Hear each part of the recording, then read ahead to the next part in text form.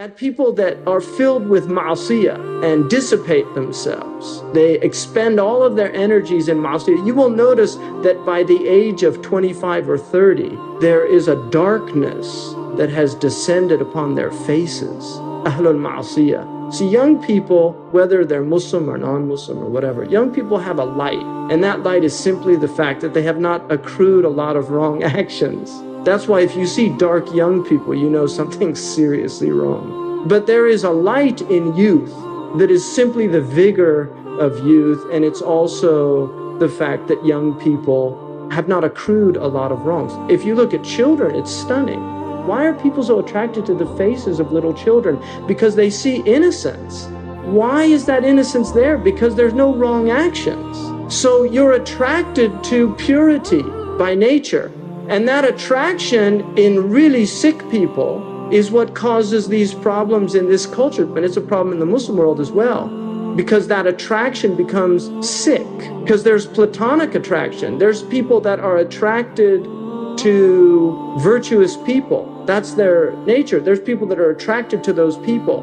But shaitan, nafs, hawa, dunya, they like their portion in attraction. And so they will attempt to take something that's pure and defile it. That's the nature of the dunya, is defilement.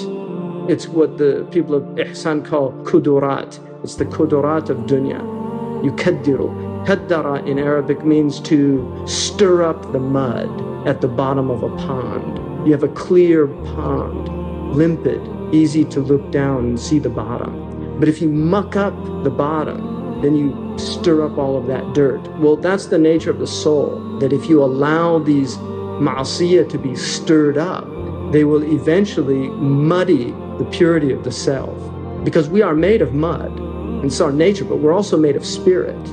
So whichever one's dominating is the one that's going to show itself. And this is why the light of the aged it's not youth, and the darkness of the aged is disobedience.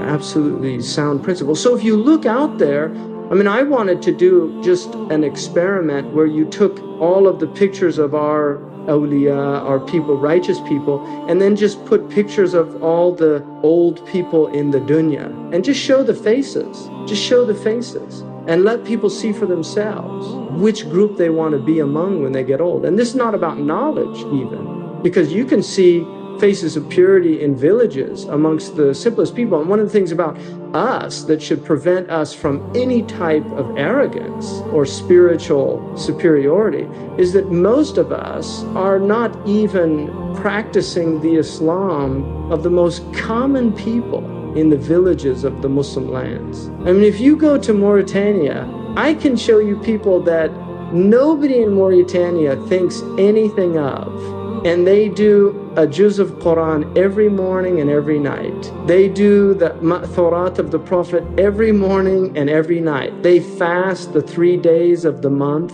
every month.